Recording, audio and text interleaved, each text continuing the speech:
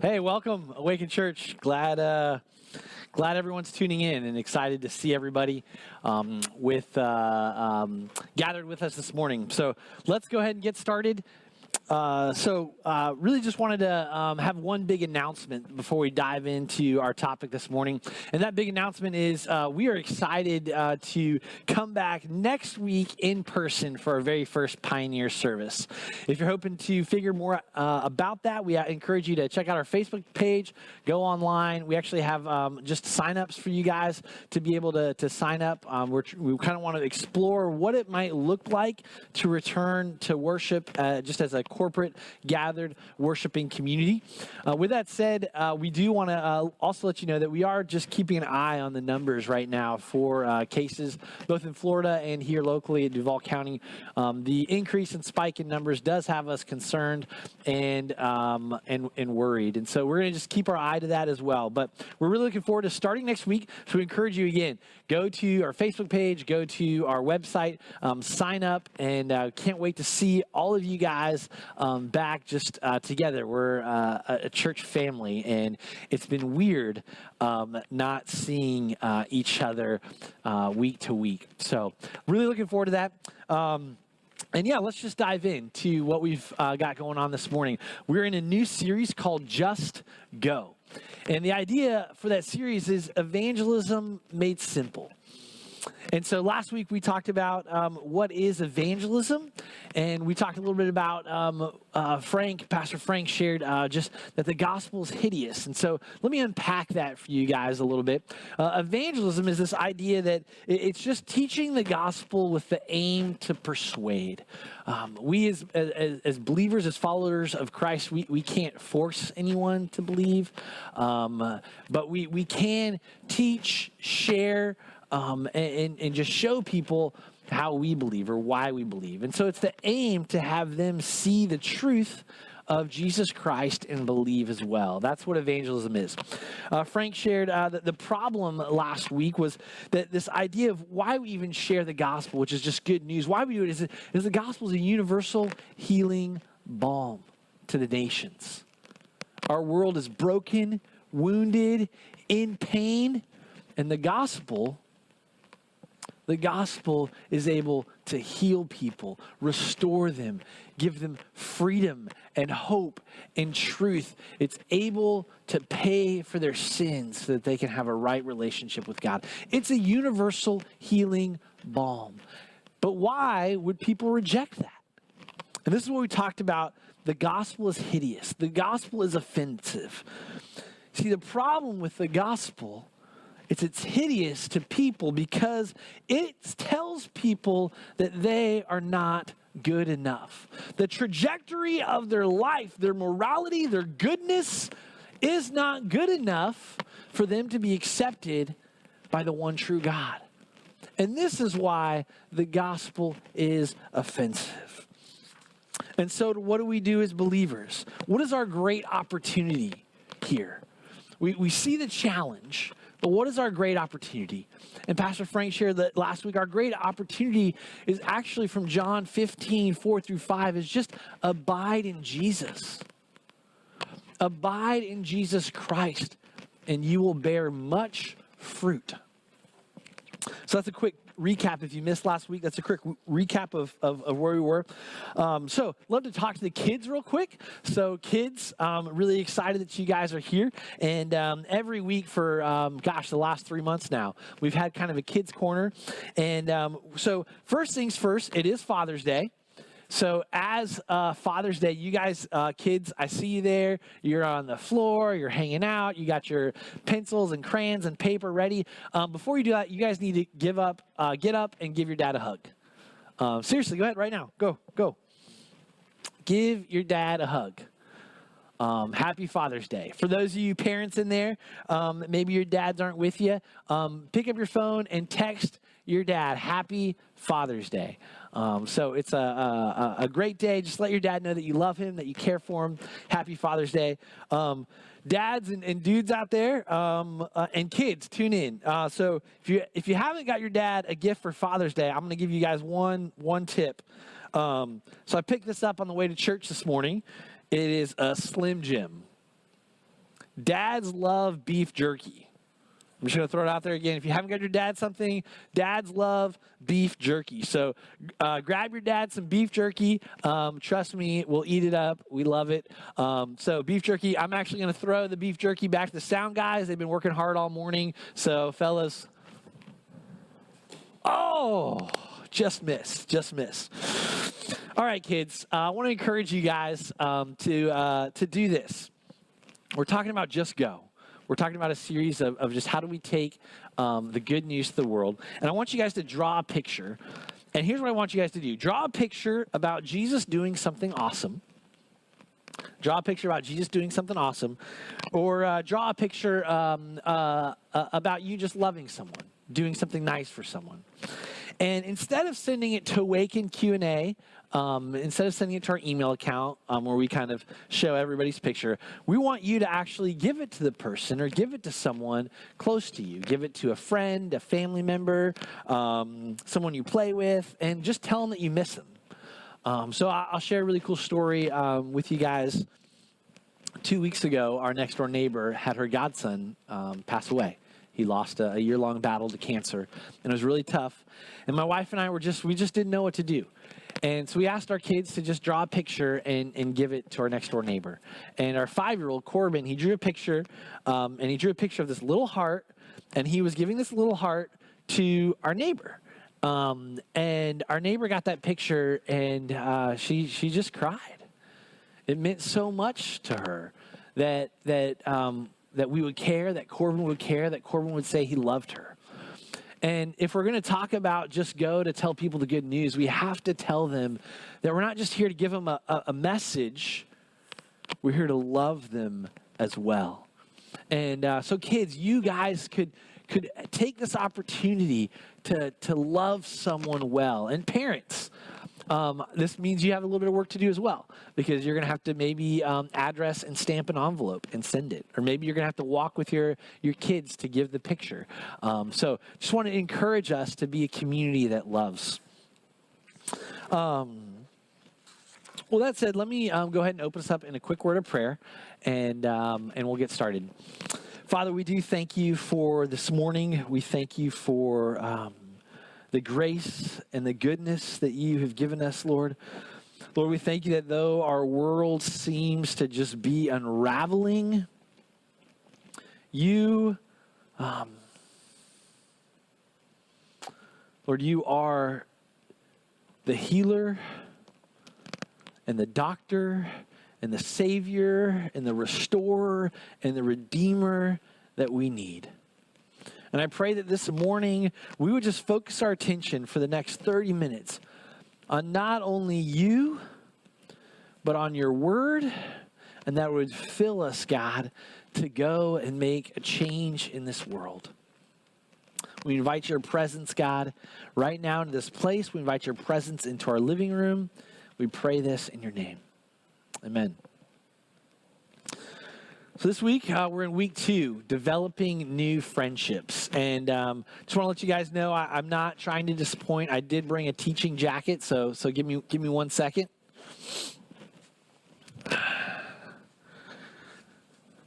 Here we go. I know typically I'm in a teaching jacket, so let me get a little fancy for you guys out there.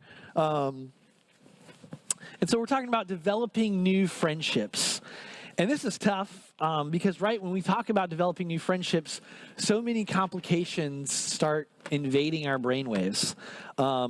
We have fears and doubts and anxiety, and we say things like this: what if I share with them the good news in the gospel and they reject Jesus? Or even worse, what if I share with them about Jesus and they don't just reject Jesus, they actually reject the friendship as well? Another thing that I'm sure you guys have talked about is, what if they think I'm just trying to convert them, that I just care that they go to heaven and I don't really care about them, and I'm not going to hang out with them. I'm just there to convert them. Sometimes you can be thinking, hey, my capacity and bandwidth in life right now, I don't have time for any new friends. I can barely eat 3 meals a day and take a shower. I don't have time to build a new relationship with someone. Sometimes you can think, well, I'm an introvert. I'm not good at this whole people talking thing. You can also say, hey, I'm not really good at this Bible sharing stuff. You know, I can talk about a lot of things. I can talk about sports. I can talk about guns. I can talk about cars. I can talk about shopping. But I can't really talk about that. It's just really hard to talk about the Bible and Jesus. And so these are some things that I think we all face. And how do we solve these problems? How do we solve these complications? So I just want to be honest with you guys. For me, this was not a very fun sermon prep experience. And some of the reasons why is halfway through the week, talking with my co-pastors and just kind of threw away something that I was working on, just feel like, hey, it didn't really fit. And then I thought, well, hey, I'll go the route of maybe telling people maybe what I can do to build friendships and, how to win friends, influence people. And, not everybody's wired like me. Not everybody has the calling or the career that I have. And so I just felt like this isn't a good thing either. And so the longer I just wrestled with this, I wasn't really coming up with any big theological truths. I didn't want to give people self-help tips. And I didn't want to give people fun hobby sharing advice, like find a new hobby and that way you can share with the people that have that same hobby. I just felt like all those things were, I was just struggling with it. And for me, again, not everyone's like me. And so I just felt like if I was, going to tell people how to be cool and nerdy, that wouldn't resonate with people. And you can be cool and nerdy. So I'm just struggling last night, and I'm pouring my heart out to God. And, he's just like, well, you just need to know me more, Andrew. And I'm like, thanks, God. Appreciate that. It's about 7 p.m., and I've got to preach tomorrow. So how do you suggest I get to know you more, God?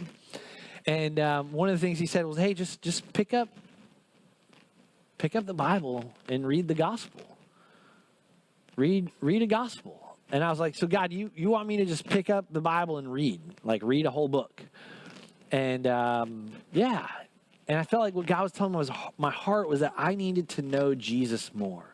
You see, if we're ever going to make evangelism simple, what God was saying was you need to know Jesus Christ more. So I did. I picked up the Bible. I read all of it. I put some classical music on it. Sorry, I read all of the Gospel of Mark. And it took a little over an hour and a half. And just reading through, highlighting things, making notes. And as I was doing that, I just felt like what God was sharing with me to share with you, that we have to use our lives to know Jesus more. And if we're gonna do that with our lives, then I think evangelism will become more simple. It won't become easier, but it will become more simple. And so, 3 ways that I think that we can know Jesus more, they're all taken from the Gospel of Mark, is just this. We've got to know the heart of Jesus, we've got to know the story of Jesus, and we have to know the death of Jesus. We've got to know the heart of Jesus, we've got to know the story of Jesus, and we have to know the death of Jesus. Again, evangelism will never be simple if we, people who profess to know him and follow him, if we don't know him more. So knowing the heart of Jesus. Go ahead and turn to Mark chapter 2.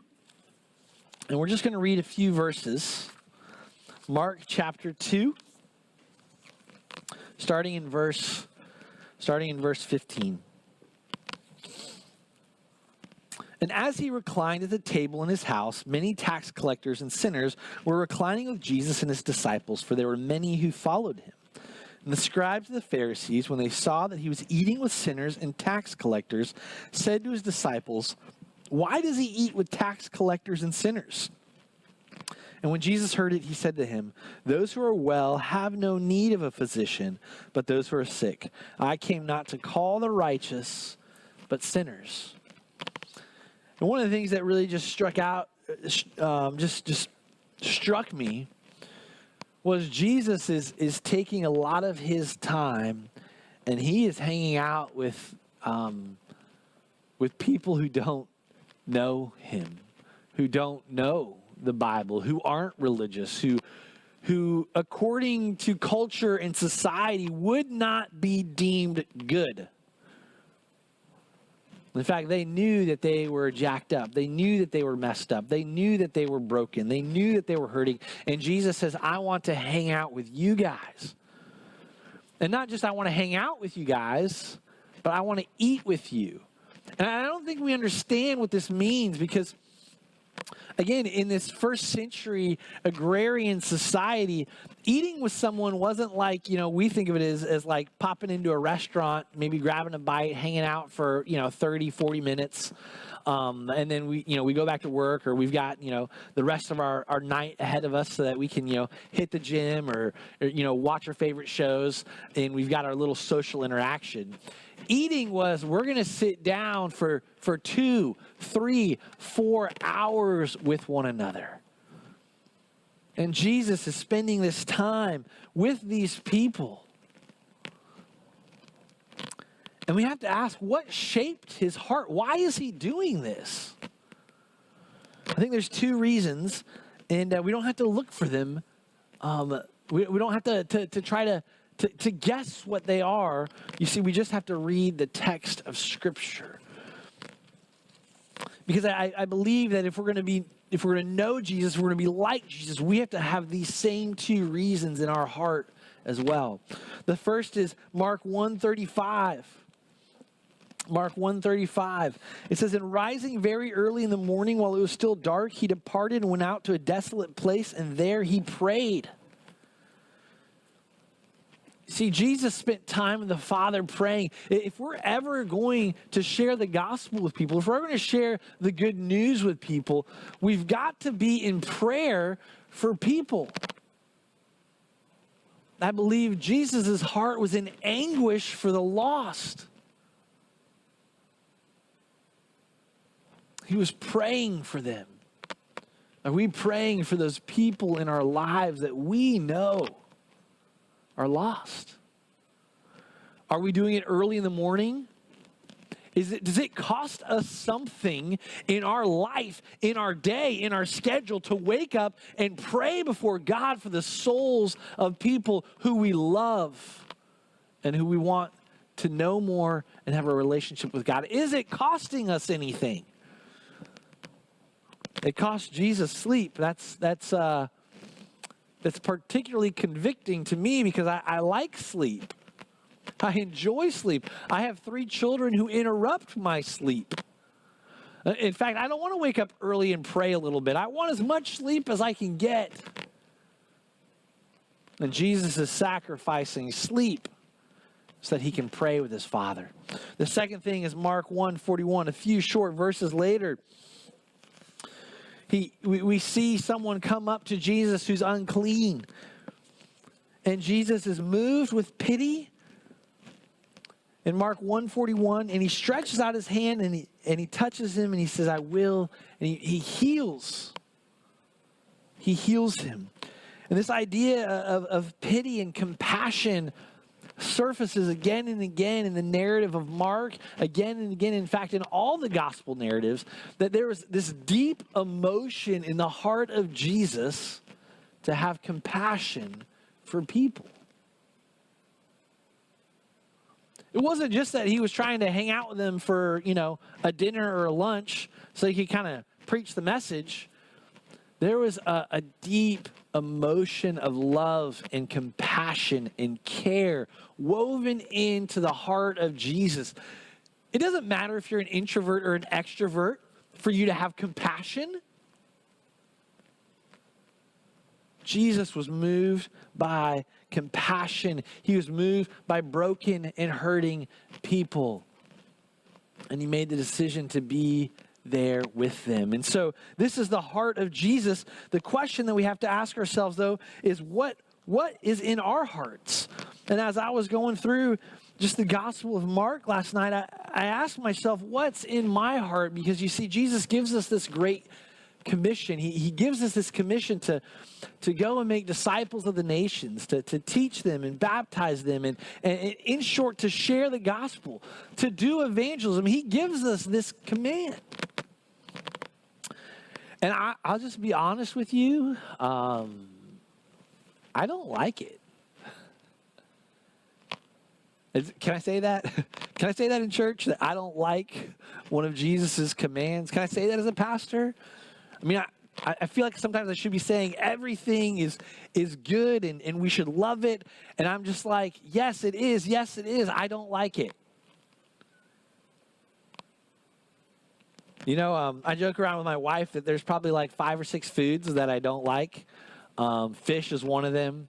And so she never seems to remember them, and she makes it, and I'm like, oh, I don't like it. And I feel like this is what we do sometimes. We just tell Jesus, I don't like, I'll do anything you want, God. I'm following you, but this one thing I don't like it. And so I wanted to be honest with you guys that I don't like it sometimes. I'll share 3 reasons why I don't like it. The first reason is my depravity interrupts my own sin. I don't feel like going out and telling people about Jesus sometimes when I know that I've got sin in my life. That I've either messed up as a dad, yelled at my kid, I've hurt my wife, I've gotten in an argument with my wife, I'm struggling with emotions in my own life. You know, maybe you've seen something I haven't, shouldn't have seen. And then it's like, well, go tell people about Jesus. And I'm like, I don't want to. There's sin in my life. I don't feel comfortable about it. I don't feel clean right now. Jesus wants to heal that. The second reason, my experiences are wounds. You know, as a campus missionary, as a pastor, I've shared the gospel with a lot of people over the years. I've had people yell at me. I've had people who started to believe and they've backed out of it. I've had arguments. Some of the experiences that I've shared with the gospel with people, it's actually made my heart kind of hard. Like if I go out and share today, God, it's not going to matter. People aren't going to believe anyways. In other words, my heart is wounded from trying to share the gospel. And I think some of you are right there as well. We talk about evangelism made simple, and you're like, it's not simple, Andrew. Like I've tried to share before with a friend, and I've been hurt, or I've been rejected. And Jesus wants to heal those wounds too. And in fact, he promised that would happen to us. The third reason why sometimes I don't like evangelism is this. My costs are high, right? I feel like, hey, I've got some extra time. I want to relax and enjoy life. Oh, but there's so many people that need to hear. It takes a lot of energy to just go out and share. There's so many other things that there are things that just persuade us away from hanging out with people that need to know Jesus. I was scrolling through Facebook the other day, and this ad popped up on Netflix, and it was, this very compelling ad. What's the next season that you're going to binge watch? And I was just like, man, we are a people who are so fascinated with binge watching TV. And yet last night was probably the first time in about 2 months that I have binge read the Bible. You see, we want to binge watch an entire show of TV, but we're not willing to binge read God's words so that we would know Jesus more. Our times are filled with other things aside from people. And so all these things, as I'm wrestling this last night, is there idols in my heart? But you know what drives those idols out? Praying with the Father, having compassion for people, and knowing Jesus more in his word. These things help me think about people, not just the things that I want.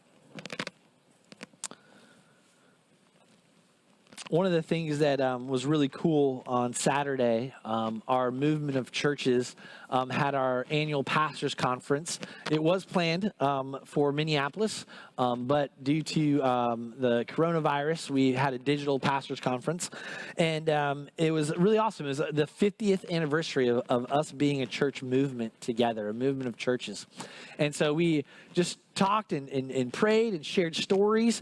And one of the things that we even talked about was just how our movement really just got started by sharing the gospel with people. And it was just really cool. And one of the things that we shared, even we had a conference call afterwards, was, well, how do we address all these things that are going on in our world right now?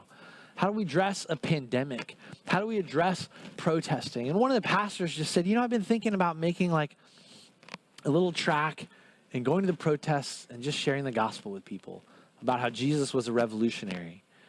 And he just shared that I think people are woke for the wrong reasons. They're not woke for Jesus. And it was so cool just to hear his humble heart to go and his desire to go right to where people needed to hear Jesus.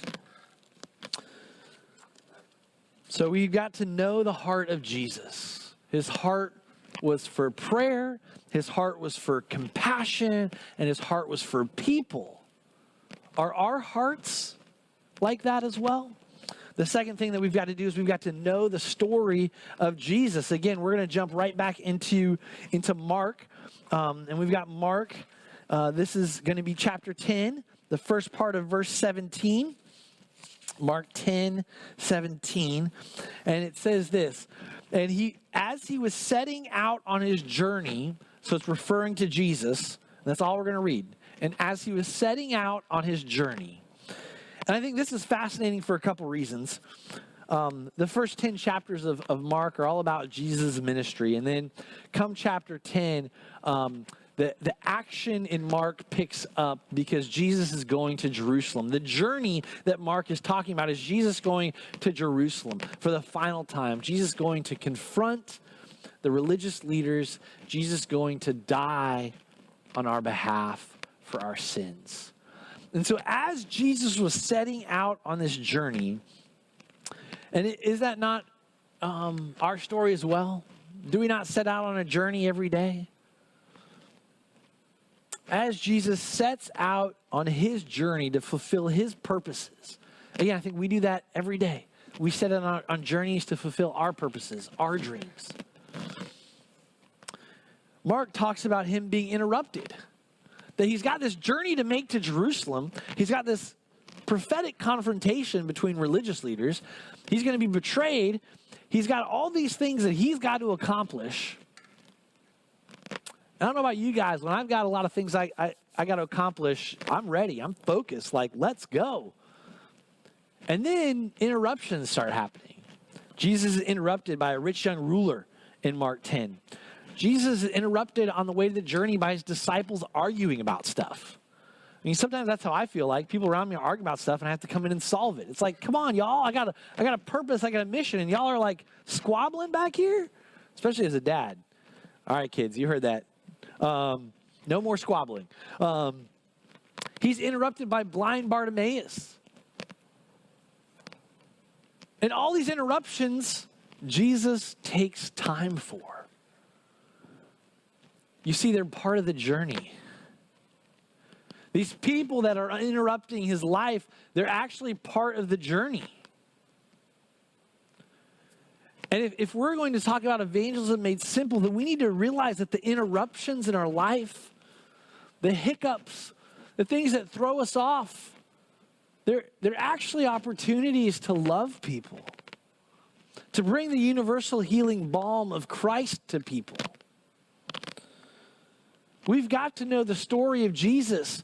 He didn't jump on the tollway to Jerusalem and ignore all the traffic stops and all the traffic lights and all the fender benders. Rather, he made time for them. He stopped for people. He cared for people. He healed people. He loved people. He answered their questions. In fact, there were other people besides the rich young ruler, besides his own disciples, besides blind Bartimaeus that he stopped with in the next few chapters. He actually stopped for a fig tree. He stopped for religious leaders. He stopped for the crowds. He stopped for lawyers. He stopped for capitalist merchants. Jesus made time for people on his journey? Are you making time for people on your journey? Because there's a lot of people who leave their homes at 7:45 a.m. and they get back to their homes at 5:15 p.m. And that's the end of their day. Are you making time on your journey?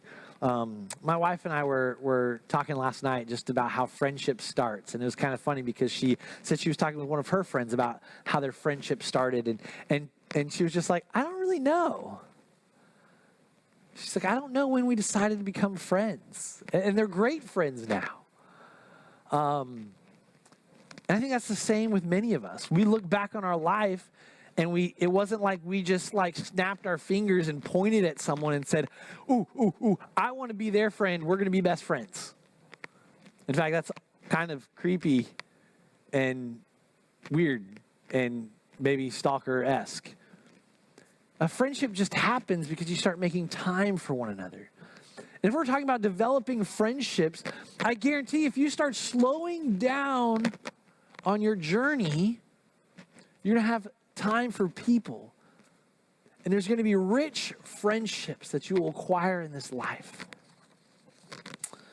And so the question to ask is, what margins are in your journey? What margins do you have in your life right now? The only thing that I pulled from Jonah was this.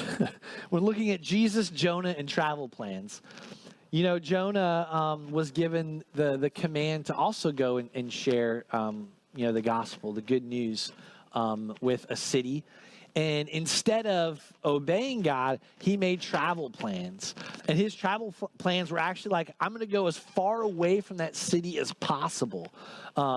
In fact, the distance that Jonah's travel plans were going to take him was over 2,100 miles away. He was going to go to the very edge of the known world to get away from having to tell people about Jesus. And I can't help but think that maybe not purposefully, but maybe unintentionally, we make travel plans to be really, really busy as well. Let me share one of my greatest fears as a follower of Jesus, as a pastor, is that we will become too busy with our personal plans and our church programming to reach lost people. We will become too busy with our personal plans and our church programming to reach lost people. Every interruption that Jesus had on his journey to Jerusalem forced him to pause, to take time, to love people, to listen to people. And I think that sometimes in America, we don't like to do that. We value our free time. We value our entertainment. We value having disposable time. We do not value demands on our time. So again, a question for you is, do you have margins in your life? And the reality is, it's not a planning question. It's not a plan. It's not pulling out your schedule and making an extra 30 minutes here or moving something around to where you have like a free weekend once a month. It's not a planning question. It's a heart question. It's a heart question. My wife oftentimes is out in her garden or working on the house outside, and she has neighbors stop her. And one of the things that she wrestles with sometimes is she's like, well, I love my neighbors. I love talking to people, but sometimes they just come up and they want to talk to me. And she's like, I've got to get dinner on the table, and I've got laundry to do, and I've got to prep for homeschool the next day. And my wife is sometimes overwhelmed because people just want to chat with her. And she takes that time, and she loves them well. She loves these people well. And it cost her. It cost her on the back end to be with these people because they don't see her up till 11 p.m. or midnight doing the things that she had time, that she planned in her day to do.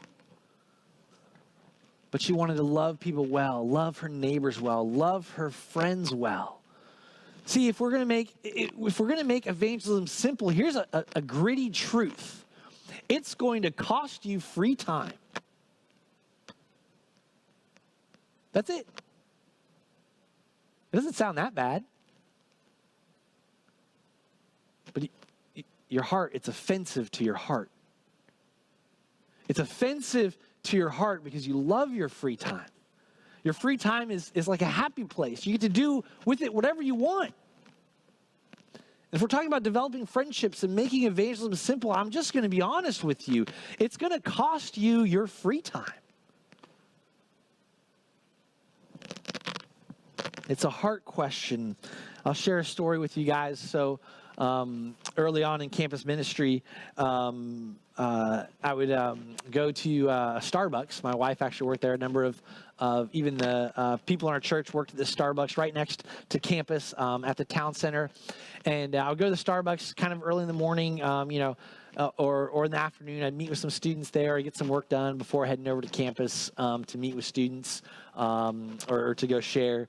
And I got to know a lot of the baristas. It was actually really cool because a lot of them asked me questions about faith. A lot of them were lost. And it was me just trying to take time to position myself to be in a place where I could have friendships. And one of the baristas there was named Lauren, and we just got to know each other over the course of a year and a half. She knew that I was a pastor. She was just a really, really awesome woman, and definitely lost, though.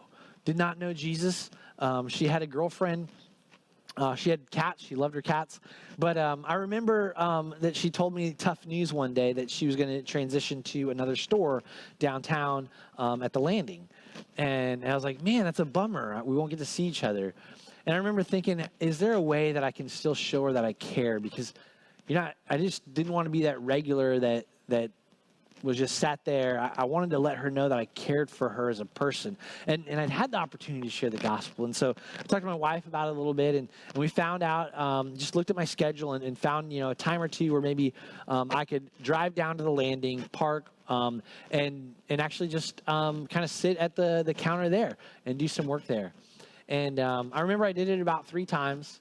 One was the coolest because afterwards we just kind of sat on the steps there. She had like a 15-minute break, and she was just like, why are you down here? And I was like, well, you're an awesome barista. I just wanted to say hey, and I wanted to let you know that I care about you. And it was meaningful to her. She came over the next week and actually had dinner with us. We actually got to share the gospel with her over dinner, and it was awesome. We made time and room, and it was a friendship. And I don't know where she's at in her faith right now, in her walk, in her life right now. She left that Starbucks shortly after to pursue a different career. But I think that was something that it cost me my schedule, my time. It was harder to go downtown. I had to park. You had to pay for a meter. And do you see, it's just a little logistic thing that you have to do. It's just a planning thing, but it reveals a heart thing.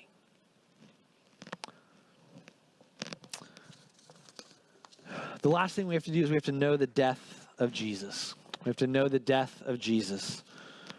This is Mark 15, 31 and 32. I'll read 39 as well. Mark 15:31. So also the chief priest with the scribes mocked him to one another, saying, he saved others, he cannot save himself. Let the Christ, the King of Israel, come down now from the cross, that we may see and believe. Those who were crucified with him also reviled him. So this is Jesus naked on a cross being made fun of by the religious leaders and by the criminals on one side of him. A few verses down, we read in verse 39. When the centurion who stood facing him saw that in this way he breathed his last, he said, truly this man was the Son of God. We have to know the death of Jesus. And here's Jesus on the cross, and some of the very people who I'm sure he had hoped to reach with his life are ridiculing him and mocking him. The people who were good, they didn't care about him. But the Roman centurion who saw his death confessed and believed. And I think this is challenging, especially when we look at the mocking of Jesus by these religious leaders. He can save others, but he can't save himself.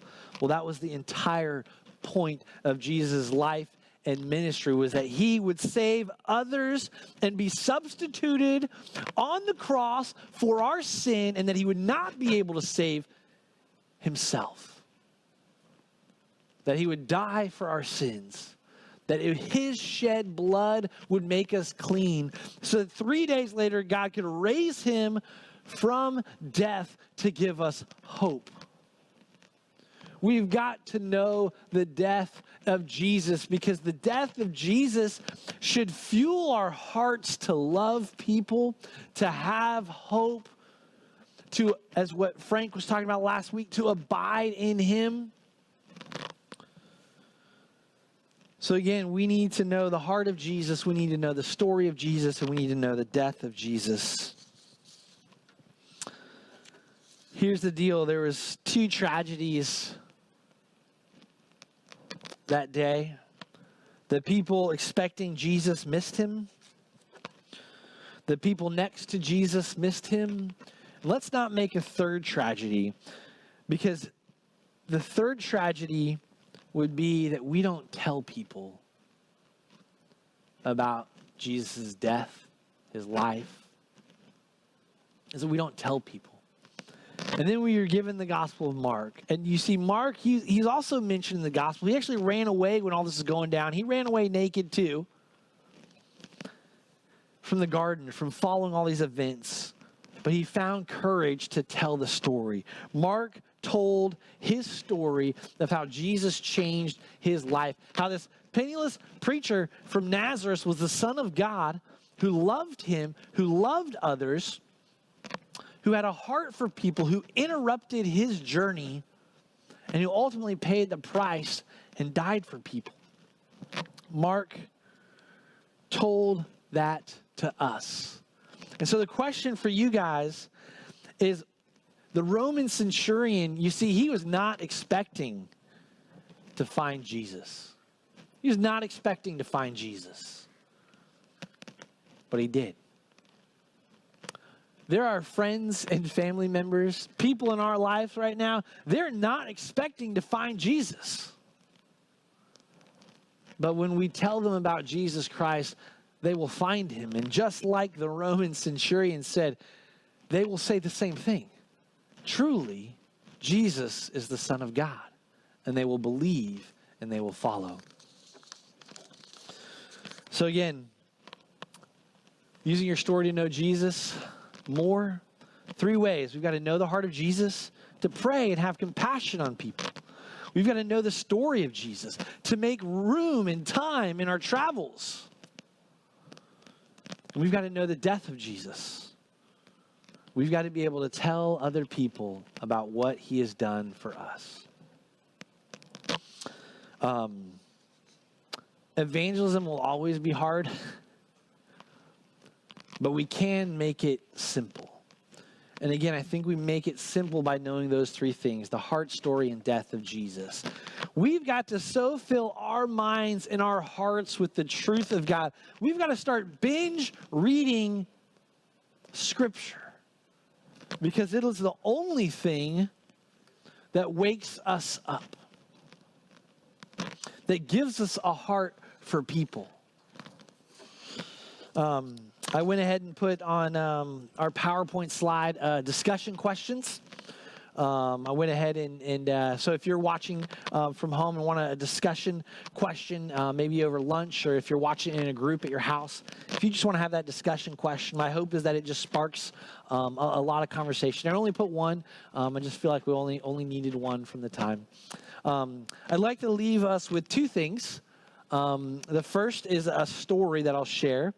And then the second is actually an awakened video. One of the guys in our church, he just wanted to share how he's been developing new friendships during this whole pandemic. And so I think it's just a phenomenal video. But the story that I'd love to share is the story of Codex Sinaiticus. And it's the story of the oldest complete Bible that we have right now in history. And the story is about a man. His name was Constantine von Tischendorf. And it happens in the 19th century. It happens mid-1840s. And Constantine is a Bible scholar. He knows all sorts of like nerdy languages, Greek and Hebrew and Latin. And but he's not just a Bible scholar. His heart is that people would have the text of the Bible. And so he's also like an Indiana Jones. Because he thinks that one of the things that he wants to do is go over to the Middle East, go over to Egypt, and start looking for where there could be texts of the Bible that have never been discovered. And so kind of just think like super nerdy, but also super cool Indiana Jones. And that's Constantine von Tischendorf. I don't know about the name, but that's who he is. And he goes over to Sinai, and he finds a monastery called St. Catherine's. St. Catherine's is at the base of Mount Sinai. It's the oldest inhabited monastery. It's been around for over 1,500 years. And it's this old monastery, previously unknown. So no one in really Europe knew about it. It was probably known in somewhat during the Crusades, but no one had been there in a long time. And Constantine walks in to the monastery, and he sees two monks warming themselves by the fire. And, if you know anything about the Sinai Desert, there's not a whole lot of trees. Actually, there's a picture of what the monument looks like right now. And these monks are warming themselves by the fire, and you can imagine it gets cold. And so they're tearing parchments and throwing them in the fire to burn. And again, back then, parchments are made of animal skin, so it's this flammable, burnable material. They're staying warm, and Constantine just says, "Hey, can I see what you're throwing into the fire?" And they're pulling pages, and he looks at it in its ancient Greek, and he says, "Stop!" And he looks at it more, and it's actually part of the Codex Sinaiticus. It's this Greek Bible that has been recorded that's from the 4th century. This Greek manuscript is over 1,700 years old.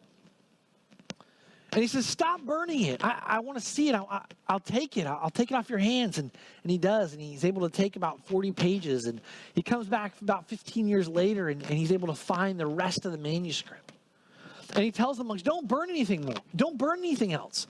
And the monks were burning things because they'd already made copies of it. It was old. So it's like we've already made the right copies. But to Constantine, it was precious. When I look at our world today, there are so many people. You see, they've got things that they're burning in order for them to stay woke. They're cold. It's a dark world, and they're burning things. And we, as believers, have the opportunity to come in and tell them to stop burning the Word of God and to believe God's Word. Don't throw God's Word into the fire.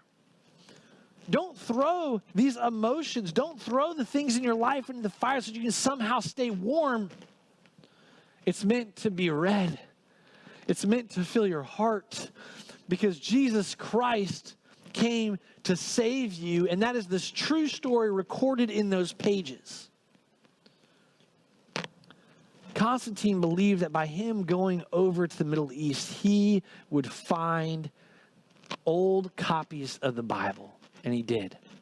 The question that I have for you is, do you believe by leaving your home that you will find people who need to hear the Bible, who need to know truth? What margins are in your life to meet with people, to develop friendships? Let's go ahead and take a look at this video now.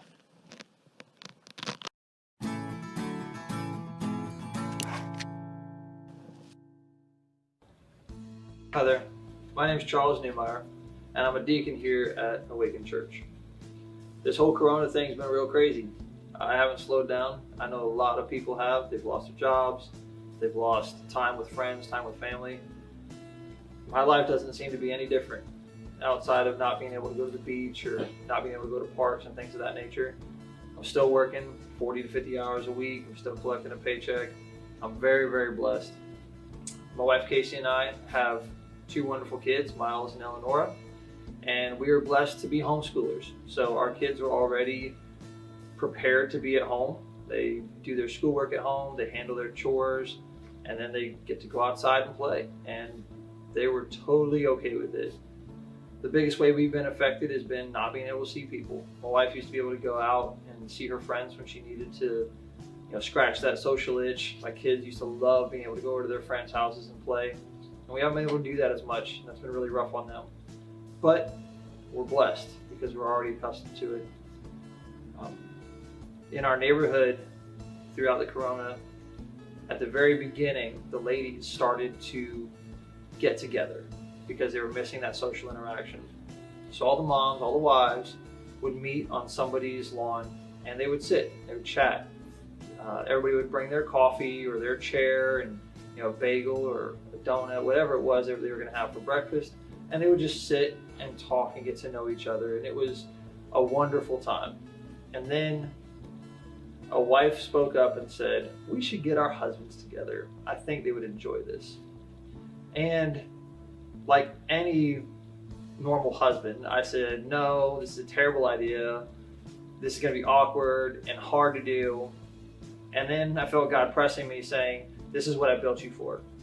I built you to include people. I built you to bring people in and make people feel loved and welcomed and wanted and part of something. So I got together with Andrew Roberts, who lives down the street from me, and we started collecting phone numbers. I already had quite a few from guys that I had met and interacted with in our neighborhood. And so I built a group text message and started inviting guys over to my house for just a time to sit and chat on the lawn. I said, bring your chair, bring a cold beverage, bring a snack if you want to. We're just going to sit on the yard and enjoy this wonderful weather that we've had these past couple of months. 70-degree nights, 75, 80-degree days. Like, it's been absolutely perfect weather to be outside and to be at home in it, honestly. So we've done that every Saturday since this Corona started, and we've been hanging out, building relationship, getting to know people, and it's varied. We've had some nights where it's me and one other guy. We've had some nights where it was 7 or 8, even 12 to 14 of us one time. And it's been amazing to build these connections with my neighbors, because now some of them look forward to it, and that's been fantastic. And it's something I really enjoy, honestly. I thought it would be awkward, but like I said, God has built me to include people, to bring people in, to make people feel like they're part of something, and that's the gift that He's given me. But it took some introspection on my part. What do I enjoy doing, and how can I use that during this time? And I think that's something that everybody can do, whether you're, a computer programmer, or you're a welder like I am, or you're a yard person, or you work at a preschool, or you're a teacher or a firefighter. You all have some special gifting that you can use that says, this is what I enjoy doing, and this is how I can impact people for Christ. So look around. What can you do that you enjoy that's going to reach people? We're with our neighbors all the time. Whether there's a virus going on or not, we're with our neighbors. We're going to see them in an apartment complex or neighborhood. It doesn't matter. We're going to see them. How can you reach that person? Do you bake for fun? Well, maybe find out, which of your neighbors like cookies, which of your neighbors are gluten-free, and bake some people some cookies and bake some other people some gluten-free cookies. Find out who likes to listen to music. And if you're a musician, play some music. Find out what they like. Do they like some rock? Do they like some country music? Do they like some rap music? Find it out and maybe play some for them. You know, if you're into art, draw and paint and build some colorful things for people to enjoy. If you're into video games, find some people to play with online that you can impact. But everybody's got a gift, and everybody's special, and everybody can be used for Christ during this time. Take care.